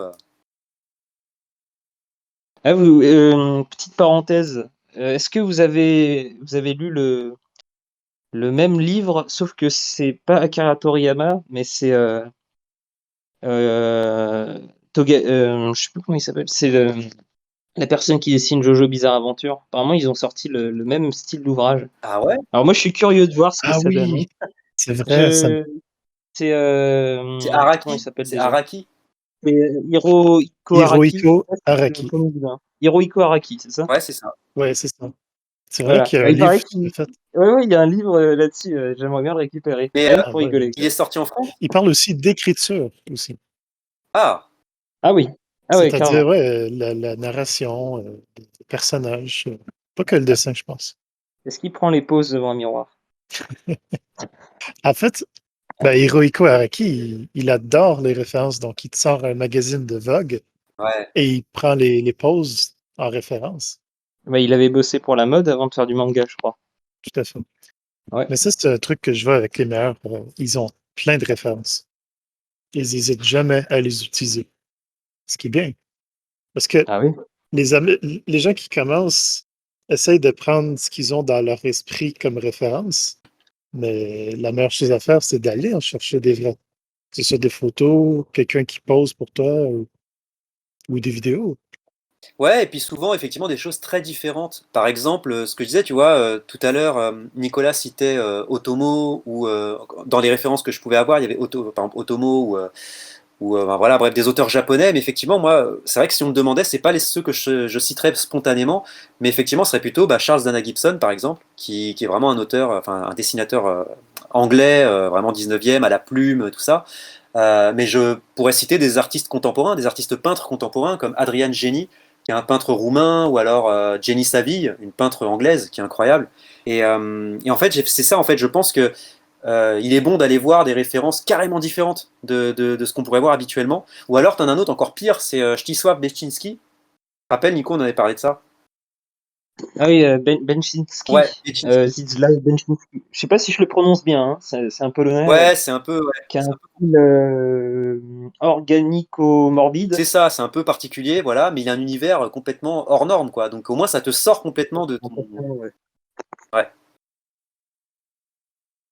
Donc ceux qui connaissent pas, bah, je vous invite, je vous recommande chaudement de regarder les peintures de Benczynski et ça tabasse. C'est très, très impressionnant. Après, il faut prévenir quand même que moi, je n'ai pas du tout d'intérêt. Moi, le Morbid, j'aime pas du tout en plus. Hein, je suis pas du tout intéressé par ça. C'est plus ce qui m'intéresse chez lui, c'est l'atmosphère. Tu vois, c'est il crée un mood. Quand tu regardes ses peintures, alors ça peut te mettre mal à l'aise, hein, ça, je le conçois. Mais ça crée quelque chose qui clairement te met dans un état où ça stimule l'imaginaire en fait. Moi, par exemple, il me fait ressentir quelque chose qui s'apparente à ce que je peux ressentir en regardant Blame, les planches de Blame en fait. Ouais, effectivement, il y a ce côté, souvent c'est des grands espaces qui sont, c'est assez torturé, assez sordide, mais c'est vrai on peut faire des liaisons avec Blame. Ouais, carrément. Mais sauf que c'est plus des architectures, ouais, encore une fois, organiques. Blame, on est un peu là-dedans, mais c'est plus mécanique. Je pense que la différence se fait à ce niveau-là. Mais c'est vrai qu'on peut faire des liens artistiques avec ces deux artistes. Bah d'ailleurs, dans Blame, si tu. Comme Bocklin, tu sais, on l'avait cité aussi, Bocklin, Ouais, quand on discutait de ça. c'est ça, ouais, Beauclerc. Et effectivement, il pouvait aussi y avoir des liens. Il faisait clairement référence à l'île aux morts. C'est ça, ouais. Par exemple, j'invite aussi à regarder par exemple des sculpteurs, des gens comme Henry Moore. Henry Moore, c'est quelque chose, si tu regardes, ça peut te perturber, parce que tu connais. Alors, perturber dans le sens, c'est complètement. Parce que c'est pas figuratif, en fait, ce que fait Henry Moore. C'est vraiment des formes abstraites, mais en sculpture. Et voilà, c'est vraiment aller explorer des choses qui te sortent complètement bah, des auteurs qu'on peut connaître, comme voilà, Miura, Otomo et tout ça, des auteurs qui eux-mêmes, hein, je pense, ont dû aller voir, ont dû comme ça s'évader, aller vers des horizons Et c'est ça qui est vraiment incroyable,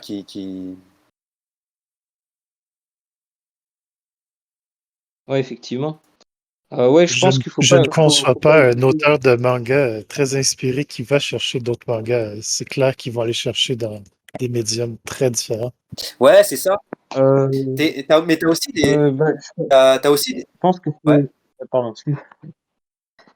Je pense que, enfin, c'est oui et non, parce qu'il y a aussi des hommages entre eux. Par exemple, je lisais Dr Stone. Ils font, l'auteur s'amuse même à faire des références à One Piece, des trucs un peu cachés et tout. C'est assez marrant.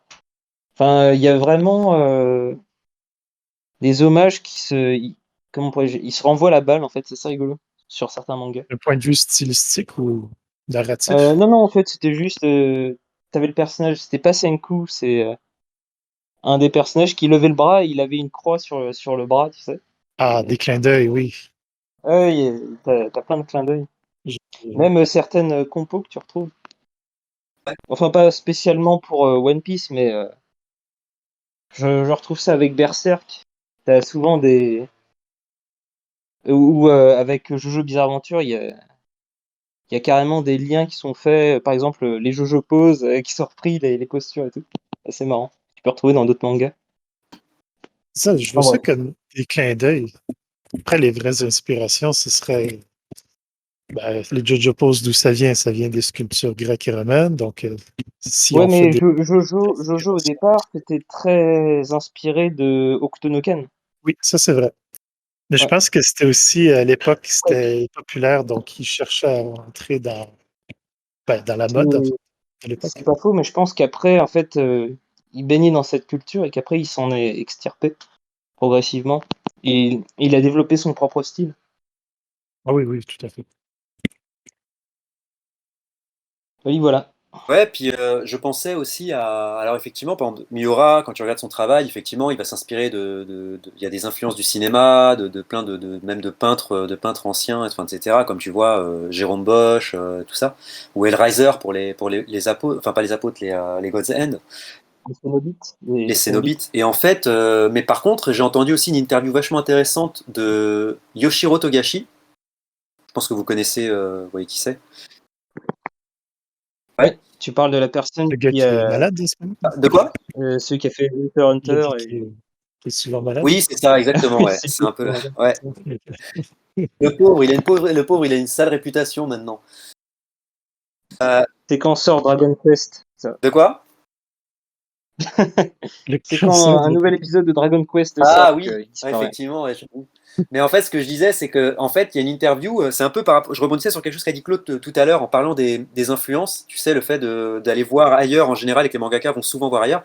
Alors c'est le cas, mais dans une interview, tu as Yoshiro Togashi qui dit que quand il est devant son manga, devant sa planche et qu'il a un problème qui doit, entre guillemets, problème, c'est-à-dire qu'il y a une situation dans laquelle évoluent les personnages, et que voilà, il veut la mettre en place, et ben il va se souvenir de où est-ce que cette situation ou une situation proche a déjà été traitée dans un manga qu'il a lu, et il va aller voir dans sa collection de mangas et regarder comment l'autre auteur a solutionné le problème en fait.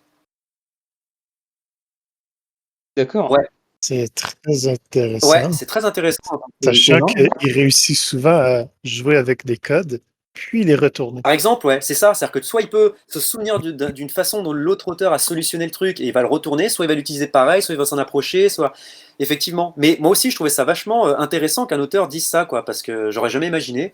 Mais Yoshiro Togashi lui-même, quoi, alors que c'est dans un... Oui, l'anecdote dit aussi que euh, Hirohiko Araki a pour la saga avec Josuke, il me semble. La partie 4, Higashikata, la partie 4, c'est ça. Diamond C'est is inspiré Unbreakable. de. C'est ça, oui. Donc, il s'est inspiré en fait euh, de l'œuvre que Togashi a faite juste avant Ah, Hunter x Yu Yu Hunter. C'est Hakusho. Yu Yu Hakusho, exactement. Donc, Ah, d'accord. c'est Ah oui, drôle, pour le en fait, personnage c'est deux principal, acteurs. tu veux dire? Non, ben pas juste ça, l'ambiance de la ville, de la banlieue, en fait. De Morio? Ah oui. Exactement, Mario. C'est ça, ces deux auteurs se sont vraiment inspirés entre eux. Ils se renvoient la balle. Ah oui, d'accord. Ouais, c'est ça. Ouais, effectivement, il peut y avoir. Parce que après, on peut dire que Togashi s'est inspiré des stands de, de Jojo pour son système de NEN. Ah oui, oui. Ah oui, effectivement, ouais. C'est ça. C'est quand On même voit la drôle. balle. Mais oui, mes préférés, c'est quand des auteurs vont chercher de l'inspiration ailleurs, notamment dans l'Ouest. Je prends. Allez, t'es un auteur, il fait quelque chose de plus western ou plus jazz dans le style. C'est très intéressant quand ils font ça. Ah oui, ouais. Oui, Ou justement, on parlait de Miura qui s'inspire de peintres de la Renaissance qui faisaient des scènes de l'enfer complètement incroyables, hmm. qui s'en inspirent beaucoup. Ouais, c'est clair. Et d'ailleurs, et d'ailleurs, souviens-toi, Nuno, quand on était allé à République, qu'on était allé dans le magasin de manga et qu'on était tombé sur un passionné, Ah oui, il nous avait parlé de son tome préféré, tu sais, de Berserk. Je crois que c'était le 34, c'est ça? de mémoire, je crois que ouais. Attends. Ça doit être, Plus se passe-t-il dans le Ouais, 34? c'est ça, c'est le Ah 34. bah Ouais, dans le c'est ça. 34, il y a des références picturales. Ouais, c'est ça, Ouais. c'est le 34. Il y a des références picturales sur des doubles pages. C'est incroyable. En fait, il fait des références à Jérôme Bosch et à plein d'autres auteurs. Et c'est très intéressant. C'est Tu vois toutes ces surtout que inspirations. le tome, en fait, le tome en lui-même, c'est comme si c'était, ça regroupait en fait toute l'excellence du travail de Miura, quoi. C'est en fait le tome de la première page jusqu'à la dernière, c'est vrai, enfin, faut le voir en fait, c'est assez étonnant. C'est un peu comme la Joconde pour De Vinci, c'est vraiment une œuvre, tu vois, qui réunit, c'est le propre même de la définition de chef-d'œuvre, en fait, je dirais. Mais effectivement, tu regardes et faut le voir, en fait, le tome. Ça commence, alors, je l'ai entre les mains parce que je l'avais là à côté. Ouais, voilà. Non, franchement, j'invite tout le monde à regarder, à la limite, ceux qui sont intéressés, de regarder le tome 34 du début à la fin et vous verrez que ça commence avec vraiment des paysans dans un champ, tout ça. Puis après, ça finit vraiment avec une explosion graphique. Il est incroyable, ce tome, vraiment. Ouais, j'avoue. Sinon, t'as le tome 13 qui déchire, mais ça, c'est pour autre Ouais, chose. c'est vrai que c'est. Il est ouf. Ouais. C'est plutôt pour le. Bon, le dessin est vraiment génial, mais c'est aussi parce que t'as tous les enjeux qui sont réunis et là c'est l'apocalypse. Ouais, C'est vraiment ouais, bien. Hyper bien c'est géré. vraiment ouais, c'est un point culminant. Ça porte bien son chiffre, je pense. Pardon? Tome 13. Ça porte bien son chiffre alors, si c'est le tome 13. Ah oui, Effectivement, ouais. ouais, c'est clair. Effectivement. Voilà. Je voulais te demander, Nuno, est-ce que hum, tu pourrais conseiller des films Ouais. pour des gens qui veulent bosser dans l'anime, qui pourraient être vraiment intéressants? Même des films en prise de vue réelle, hein, c'est pas du Buster Keaton, ce que tu veux, mais parce que toi, tu as une grande culture aussi cinéma, et je pense que c'est important aussi d'en parler. Ouais, Parce que t'as des auteurs et des animateurs, par exemple, tu parlais de Akira Toriyama. Akira Toriyama, je crois qu'il mettait en fond des films avec Jackie c'est ça, Chan. ouais. Non, avec Non, Bruce non, Lee, Jackie avec Chan, Bruce t'as Lee, je raison, c'est crois. Jackie Chan. Ouais, ouais, c'est Jackie Jackie Chan, Chan. ouais. Et c'est ça qui l'a inspiré pour tout un tas de choses, en fait, dans son manga. Mais plus généralement, dans l'animation, c'est un truc que j'ai beaucoup entendu, c'est chercher des références, et notamment dans le cinéma, et notamment dans le cinéma en prise de vue réelle. Ouais. Et c'est pour ça que je citais Buster Keaton, parce que c'est au niveau... c'est très visuel, en fait. Mais est-ce que tu as des Ouais, références ouais, ouais, j'en ai. Ouais, Après, alors, il faut savoir que moi, par exemple, alors, je suis tout à fait d'accord avec ça, hein, c'est le fait je pense qu'il faut aller puiser dans des choses qui. Moi, par exemple, c'est vrai que je regarde quasiment pas d'anime, hein, ça peut paraître un peu. Enfin, je sais pas, peut-être pas du tout, hein, d'ailleurs, ça vous est. Vous êtes Je suis Ouais, d'accord avec voilà, toi. non, moi je regarde quasiment pas d'anime. C'est vrai que moi je suis vraiment, tu commences à me parler d'animation japonaise, enfin de séries, j'y connais que dalle, hein. Alors je connais les grands films, les longs, Akira, Ghost in the Shell, Jinro, Perfect Blue, enfin je connais tous les longs métrages. Mais quand c'est de la série, c'est vrai que tout d'un coup, à part quand elles ont été réalisées par justement un grand réal, comme par exemple Paranoia Agent, là ça m'intéresse du coup. Mais sinon, pour le reste, ouais, c'est plutôt du live. Et par exemple, moi, ce qui m'intéresse, alors après, c'est propre à moi, mais j'aime beaucoup regarder des films live. Pas, enfin, c'est beaucoup pour les relations en fait entre les personnages, la psychologie en fait. Souvent, bah, dans les films live, en fait, ça va vraiment loin parce que voilà, t'as l'acting, t'as l'acteur, t'as des tas de choses en fait à apprendre, à assimiler, à absorber quand tu regardes ces films-là. Et par exemple, je vais sortir un film, je pense plutôt connu, hein, je dirais, mais par exemple un film déjà, t'as Will Hunting par exemple. Ah, tu me l'avais conseillé, Voilà, ouais. Will Hunting, je le conseille. Alors, c'est un film Je voulais absolument que je le de voie. quoi?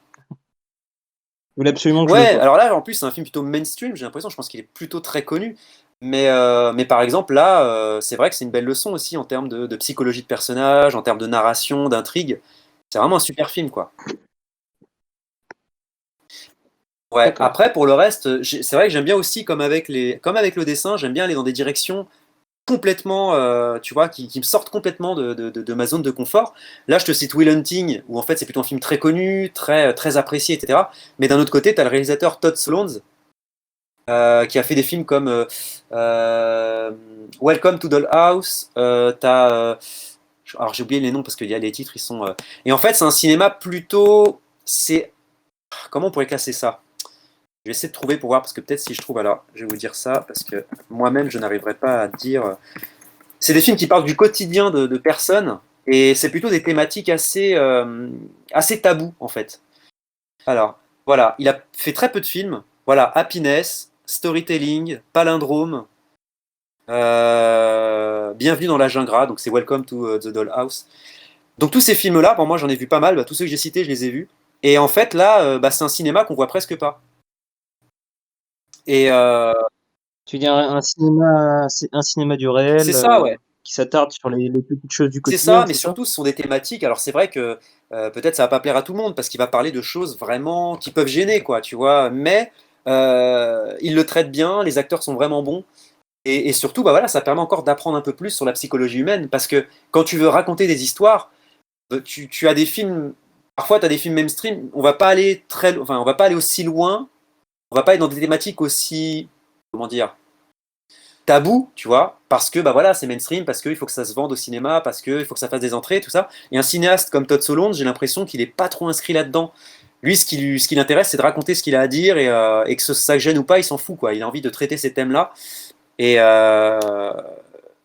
donc voilà, je préfère ne pas trop. Renseignez-vous de votre côté si vous voulez voir, mais c'est voilà, c'est un réalisateur singulier et cette espèce de comment dire, ce détour que j'ai pu faire en fait m'a permis vraiment, m'a enrichi de trucs quoi que j'aurais jamais été voir, voilà, si j'avais pas été curieux quoi. D'accord. Les animés, c'est très codifié dans les caractères des personnages, mais l'avantage avec les films que tu as parlé, comme Good Will Ouais, Hunting, il me semble que ça vient d'un livre.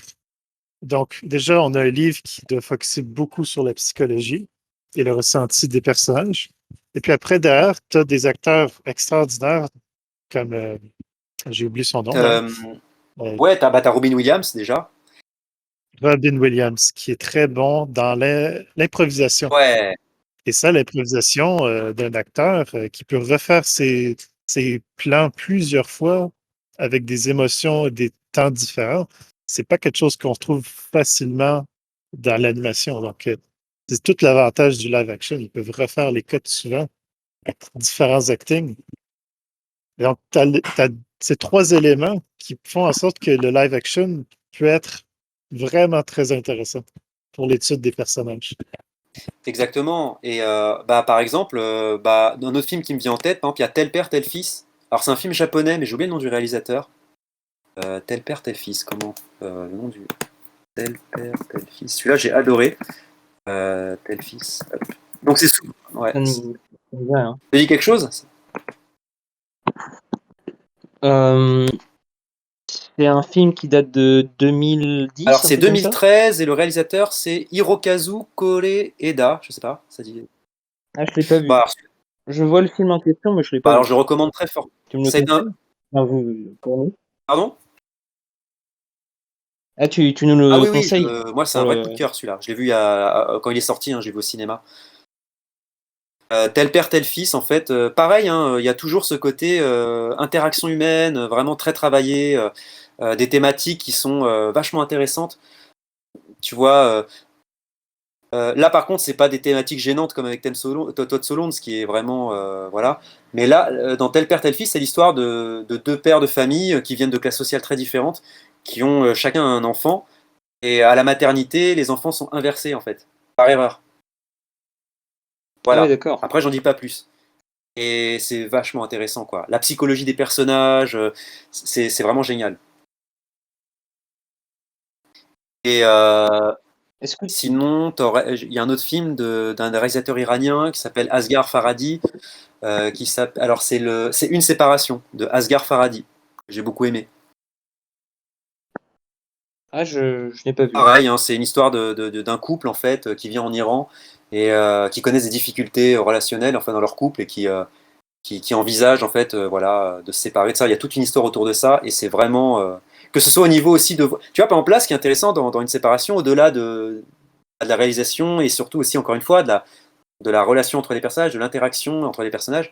Ce qui est vraiment intéressant, c'est de voir une culture très différente aussi. Tu vois, qui connaît vraiment l'Iran en fait de l'intérieur. Et comme le réalisateur lui-même est iranien, ça te permet vraiment de voir comment se passent, tu vois, les interactions, les codes en fait de société, tout ça.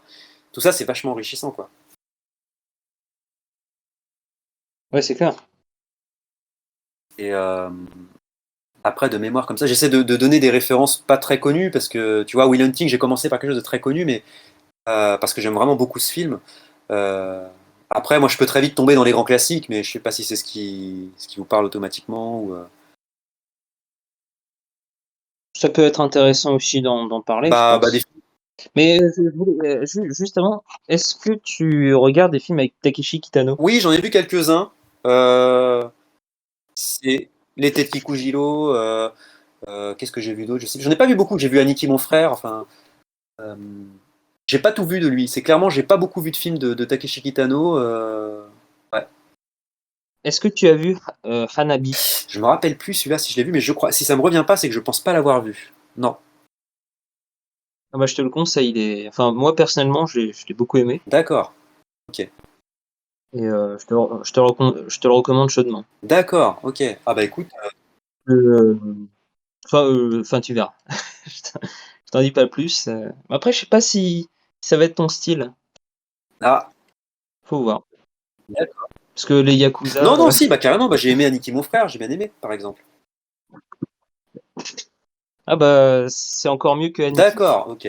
Bah écoute, non, non, carrément. Moi, je suis justement, hein, je suis très, très ouvert. Je vais vraiment dans plein de directions. Tu vois, par exemple là, dans les références que je pourrais citer. Enfin, moi, j'invite vraiment à aller. Je pense que c'est ce que tout le monde fait. Hein, je pense que j'ai pas, j'enfonce des portes ouvertes, mais tu vois, d'aller vraiment dans des directions très différentes. Tu vois, par exemple le cinéma de, comment à chaque fois il s'appelle, Gaspard Noé, par exemple. Oui. Gaspard Noé, par exemple, moi, j'ai pas du tout aimé. Comment il s'appelle celui avec Monica Bellucci là. C'est que tu se passes dans une sorte de Love Hotel. Non, non, ça c'est celui que j'aurais conseillé, par exemple, c'est Enter the Void. Celui-là, par exemple, je l'aurais conseillé. Alors moi, je l'aurais vu une fois. Moi, j'ai vu une fois, je peux pas le voir deux fois, tu vois. Donc ça peut être un peu paradoxal de dire ça, mais c'est une vraie expérience. Ok, Ouais, c'est non. ça. C'est comme comment il s'appelle là le film qui est très trash de Michael Haneke là. J'ai pas. Funny Ah, Games. Funny Games, Funny d'accord. Games. Je l'ai vu une fois, je pourrais pas le revoir. Ah oui, celui-là, je l'ai vu d'ailleurs aussi. Oui, c'est vrai que c'est pas le film que tu vas te mater pour passer un bon moment, quoi. Ah Ouais. non, c'est ça. C'est la deuxième fois que j'entends ça. Il faudrait que je l'écoute. Bon, c'est un film intéressant, hein. Il est bien réalisé, mais ouais, c'est bien fait, mais bon, non, le revoir, ça me va. Ouais, mais au moins tu l'as vu, quoi. Au Voilà. moins tu l'as vu et c'est fait et au moins voilà. Après, bon, je sais qu'il y a des choses aussi après, tu vois, je vais pas dire que je regrette d'avoir vu parce que, ok, je les ai vus, ok, je les ai pas aimés, mais au moins je les ai vus, quoi. Ça fait d'expérience en plus, quoi qu'il arrive. Mais tu vois, je te parlais d'un fois de Cannibal Holocaust, j'ai absolument détesté. Ah Voilà. oui. Mais je peux pas dire que j'ai regretté de l'avoir vu parce que si je ne l'avais pas vu, j'aurais toujours eu cette curiosité de me dire, mais attends, qu'est-ce que c'est que ce film dont tout le monde parle? Et surtout qui est soit détesté, soit complètement encensé, quoi. Ah oui. Le film dont tu parlais, c'est pas C'est ça, ouais, Irréversible Irréversible, avec ouais, c'est Monica ça. Celui-là, je l'ai Bellucci? pas aimé. J'ai regardé là sur internet, j'ai tapé Monica et Gaspard Noé. Et apparemment, elle serait dans ce film. Je l'ai Ok. pas vu, mais c'est marrant que tu en parles parce qu'on me l'avait conseillé. Et il y a Albert Dupontel aussi dans Et le Vincent film. Cassel aussi, ouais. Et il Ouais. y a Vincent Cassel, ouais. Donc, intéressant. Ce que j'aime Mais avec ces films, c'est que ça me rappelle une peinture que j'ai vue quand j'étais jeune. Elle était, elle était très bien faite, mais elle me donnait un sentiment de répulsion énorme. Et j'ai apprécié ça parce que j'ai l'impression que l'art, c'est fait pour te faire sentir des choses. Et plus ça te fait ressentir des choses, ben mieux c'est exécuté. Et donc, ces films que je n'ai pas envie de revoir ont bien marché sur le coup. Je sais pas ce que vous en pensez. Ouais, je suis d'accord avec toi ouais, c'est aussi, pas ouais. faux. Ça me fait penser à un épisode de South Park. Je sais pas si tu l'as vu. Ah, ben vas-y, raconte. Ouais, là, je suis peut-être hors sujet, mais je sais pas si vous connaissez tous South Park, si vous regardez. J'imagine Sur- que la Je connais plupart. de Ouais. loin. Bah, vous avez un épisode. Nuno, est-ce que tu regardes, Ouais. tu as déjà vu des épisodes de J'en South ai déjà Park? vu, ouais, mais j'ai vraiment vu très peu d'épisodes en fait. Mais je connais, hein. C'est une série animée, t'as pas dû le voir. Ah oui, ouais, ouais, c'est vrai. Ah, c'est pour ça Ouais. que je dis, hein, c'est ça, j'ai vu très peu d'épisodes en fait. Ah ben, est-ce que t'as vu le film alors? Par contre, j'ai vu le long métrage, ouais. Ah ben voilà, ça Ouais, marche. bah ouais. Bah, voilà. Euh, Vous avez un épisode qui s'appelle l'histoire de Scotty McMorvoburn et ça parle de ça. Voilà, c'est très drôle, c'est dans la saison 14. C'est un livre en fait qui est détestable et qui fait vomir les gens.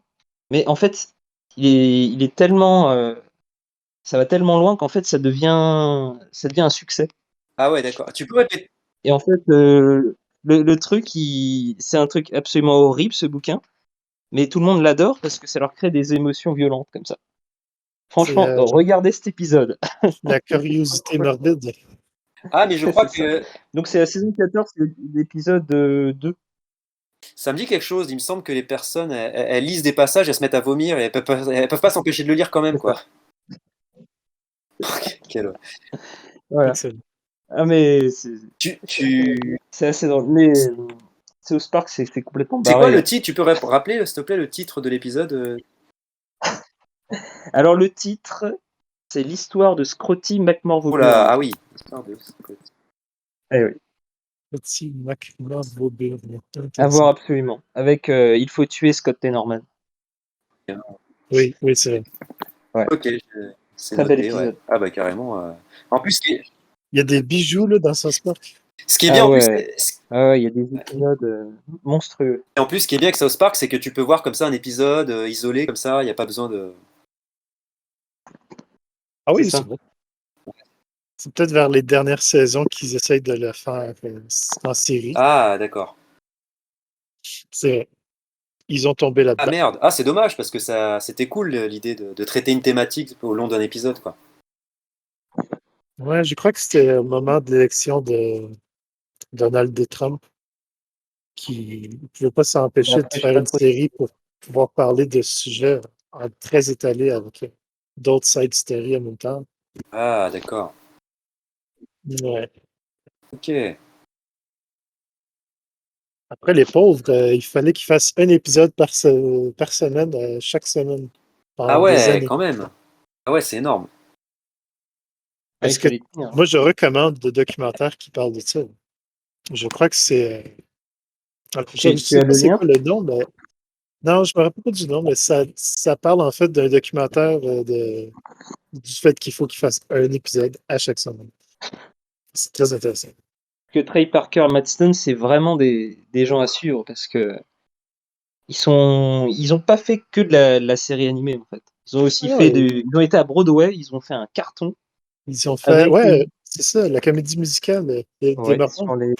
sur les Ah Mormons. ouais. Et les Oui, Mormons, ils le recommandent. C'est à mourir de rire. apparemment, oui. Très, très bon.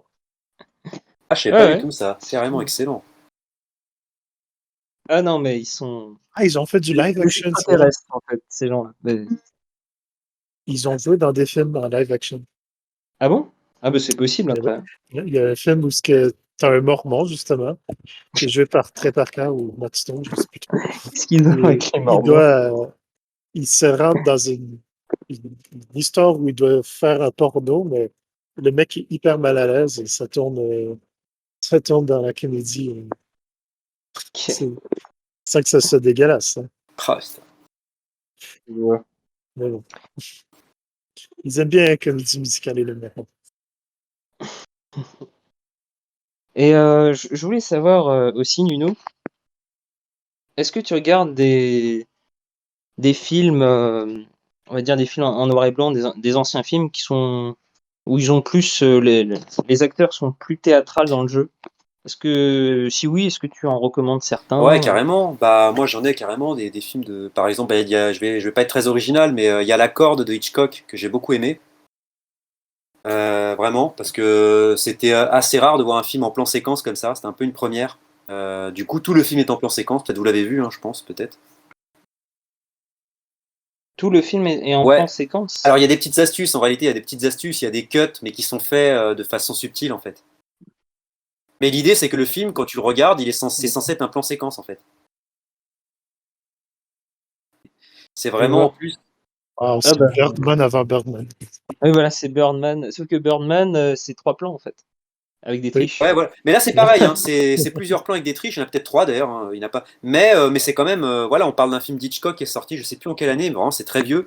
Et je crois que c'était une des premières fois qu'on voyait ça. Et puis, ce qui est cool, c'est que c'est une sorte de thriller. Enfin, il y a un crime qui a lieu, et puis le film se passe sur le lieu du crime tout le temps. Et tu vois l'enquêteur qui arrive, et tu te demandes comment il va faire pour trouver. Bah voilà, qu'il y a un cadavre. Bref, je vais pas trop spoiler, mais moi, c'est un film que j'ai beaucoup aimé. Euh, Après, tu as 12 hommes en colère, mais ça, pareil, c'est plutôt connu.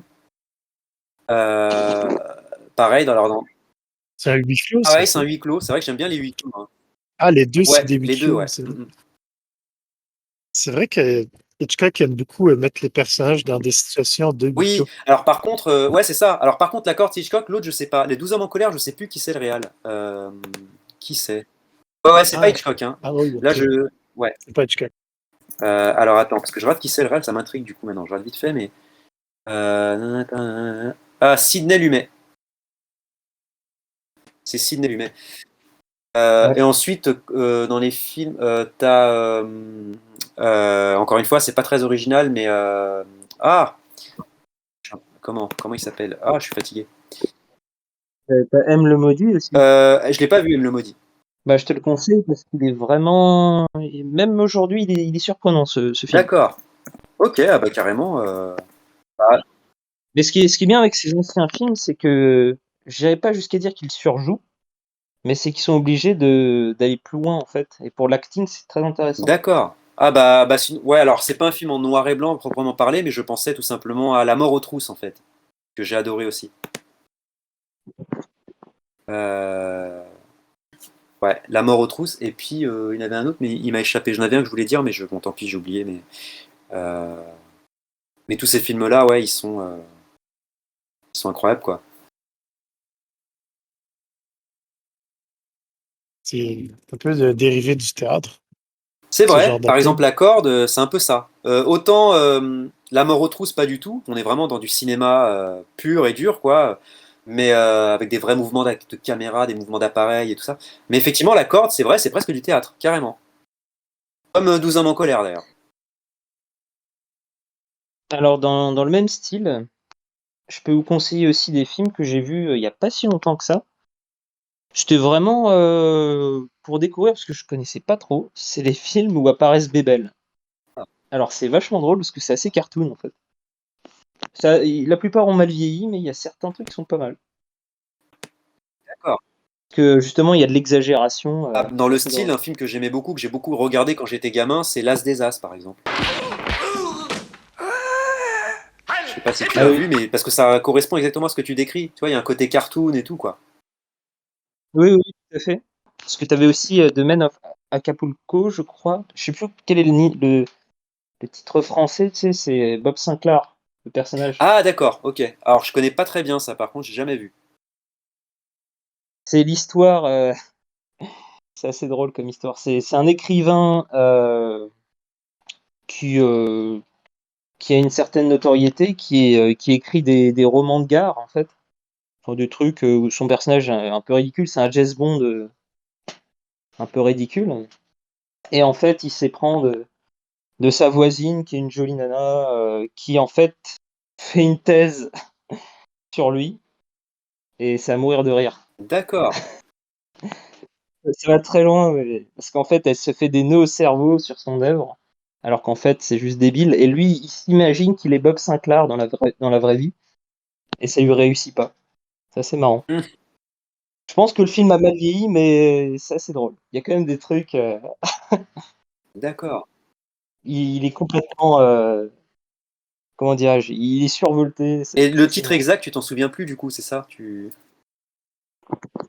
Alors, euh, le titre exact, bah, ça va me revenir, hein.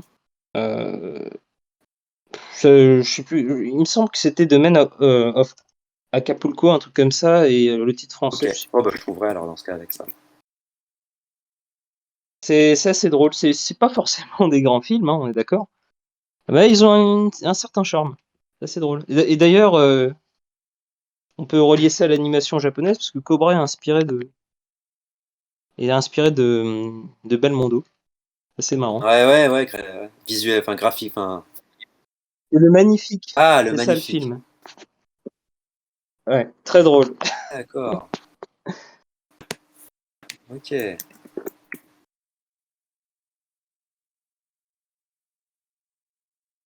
Voilà.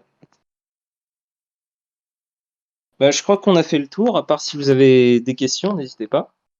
À part si tu as une idée d'autre chose, Nino. Non, bah écoute, moi, y a pas. Non, moi ça va. S'il y a des questions éventuellement, mais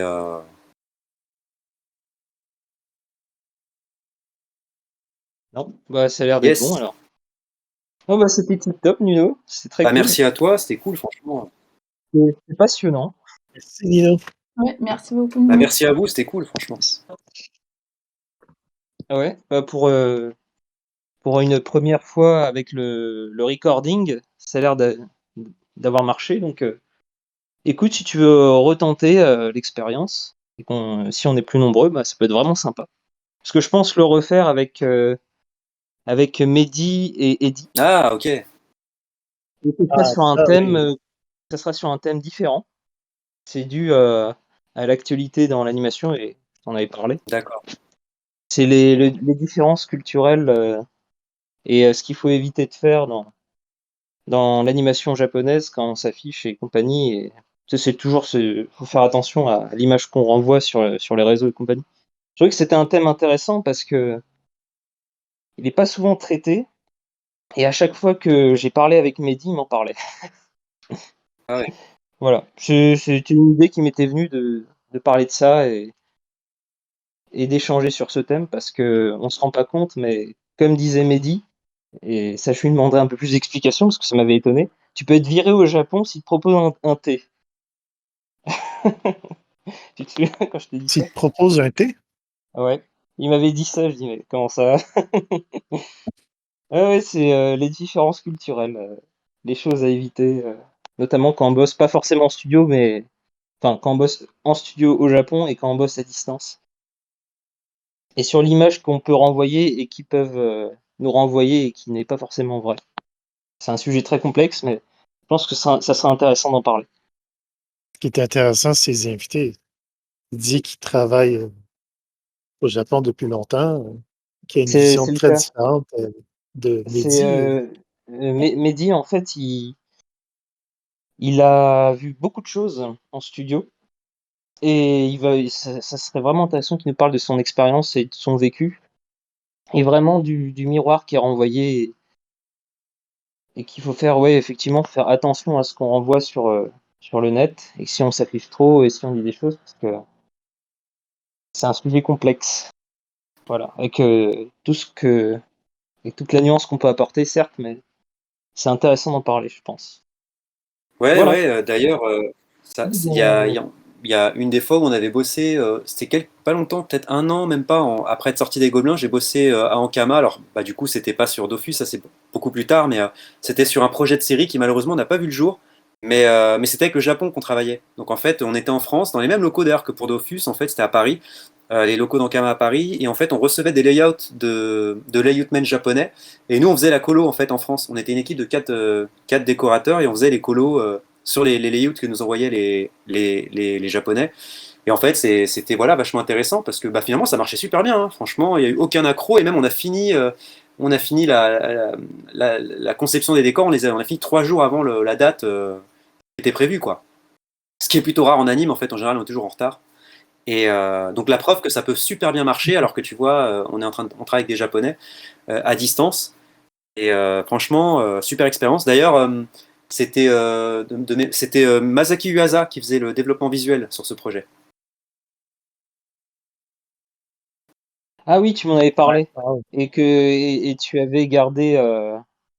Enfin, disons que tu ne peux pas dévoiler Ouais, je ce pourrais pas, c'est projet, clair que je mais. peux pas. J'ai sur mon disque dur, effectivement, l'épisode 1, c'était une série en fait. Hein, donc le développement visuel, c'était Masaki Uasa. La réalisation, c'était Eun Choi. C'était une coréenne, mais je ne sais pas ce qu'elle a fait après depuis. Mais effectivement, j'ai sur mon disque dur en fait l'épisode, mais qui n'est pas, il n'y a pas de montage en fait. Enfin, c'est pas qu'il n'y avait pas de montage, mais il n'y a pas de travail derrière en fait sur l'image. C'est un peu brut de décoffrage et il n'y a pas de son non plus encore. Donc c'est tout en voilà, t'as que les images, les animations, les couleurs, les décors et c'est vachement intéressant quoi. Mais ouais, malheureusement, je peux pas le diffuser quoi. Ah, je comprends. Mais c'était un beau projet, franchement. Yuasa, il avait fait des recherches incroyables quoi. Franchement.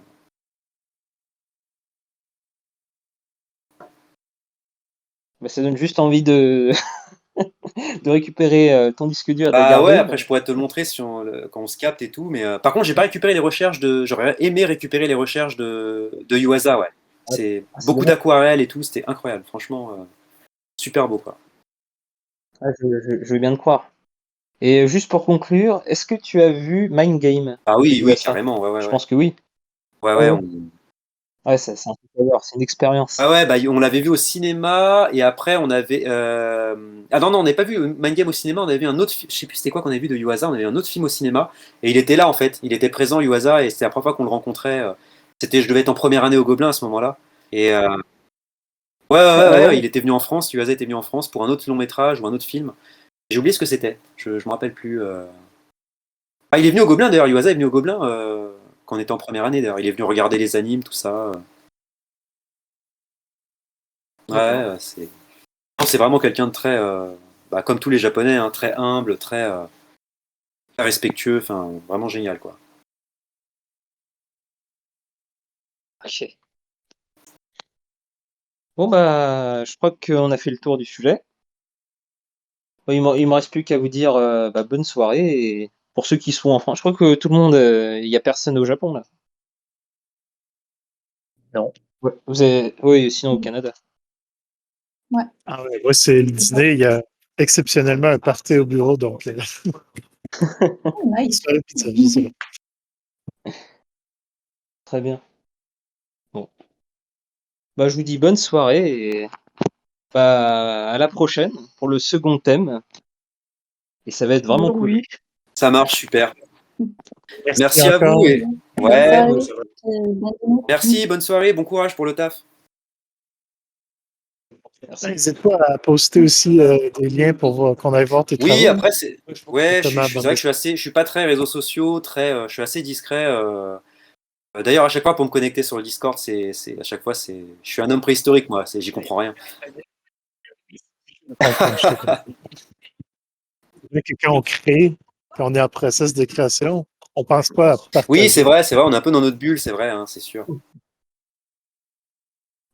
Ouais, je tâcherai d'y penser. Et puis aussi des références. Ouais, Mais bon, entre artistes, work in progress, c'est ce qui nous intéresse parfois le plus. Ça. ouais, carrément, carrément. C'est clair.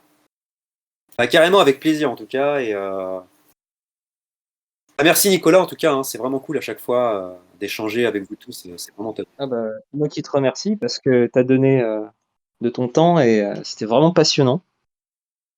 Et je pense que c'est une expérience qu'on pourra refaire. Donc évidemment, t'es le bienvenu hein, à chaque fois. Yes, carrément. Ben ouais, n'hésite pas. C'est un plaisir, franchement. Et puis bientôt, bientôt la pizzeria. Ah oui, Et c'est vrai, carrément.